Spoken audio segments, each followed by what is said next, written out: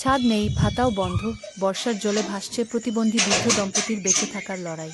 আসানসোল জামুরিয়া, মাথার উপর পাকা ছাদের বদলে ত্রিপল, চারপাশে অসম্পূর্ণ ইটবালি।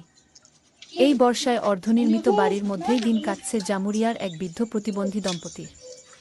অভিযোগ, আবাসন প্রকল্পের প্রথম কিস্তির টাকা পাওয়ার পরই বন্ধ হয়ে গেছে বাকি টাকা, সঙ্গে গত ৩ মাস ধরে বন্ধ ভাতাও। পশ্চিম বর্ধমানের জামুরিয়া বিধানসভার চিচুরিয়া নিচুপাড়ার বাসিন্দা সন্ধ্যা ব্যানার্জি ৫৭ ও সুব্রত ব্যানার্জি ৬৭। দুজনেই বিশেষভাবে সক্ষম। বয়স ও অসুস্থতার কারণে উপার্জনের কোনো উপায় নেই। দীর্ঘদিন ভাঙাচোরা ঘরে থাকার পর সরকারি আবাসন প্রকল্পে তাদের নাম মঞ্জুর হয়। অ্যাকাউন্টে প্রথম কিস্তি বাবদ ৭০০০ টাকাও আসে। সেই টাকায় পুরনো ঘর ভেঙে নতুন বাড়ির কাজ শুরু করেন তারা, কিন্তু তারপরই সব থমকে যায়।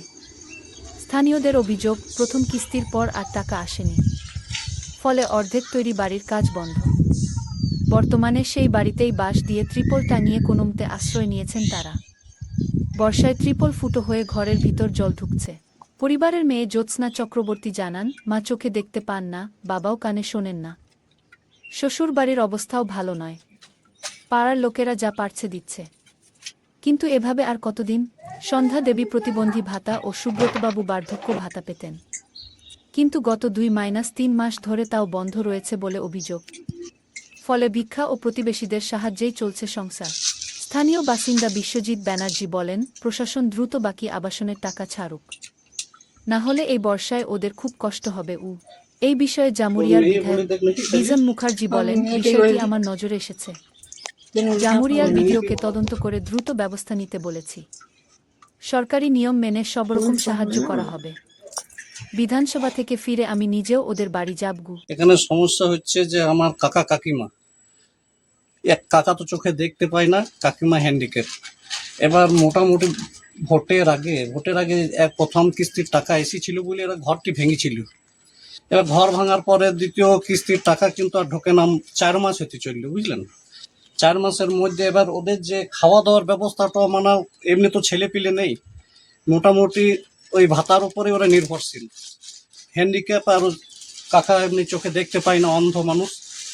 তো যাই হোক, আমার সরকারের কাছে আবেদন, বা বিধানসভার বিধায়ক আমার ডাক্তার বিজন মুখার্জির কাছে, যে দয়া করে আপনি একবার আসুন, বিডিও সাহেবকেও আপনি একবার জানান, তদন্ত করে দেখি যাক এই মানুষগুলি কিভাবে আছে। আপনারা এসে দয়া করে এদের কোনো একটা ব্যবস্থা করুন।